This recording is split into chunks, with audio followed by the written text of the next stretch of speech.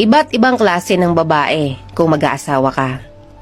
Kapag nag-asawa ka ng babaeng independent at business-minded, accept the fact na hindi niya maaasikaso ang bahay niyo 24/7.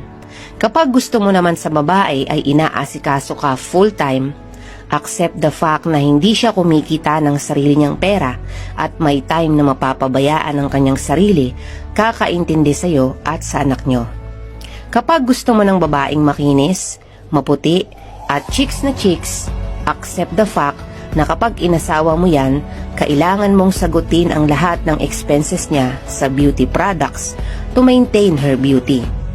Kapag gusto mo ng babae na hindi ka bubungangaan, make sure na itatrato mo siya ng tama at tutulungan sa mga gawain.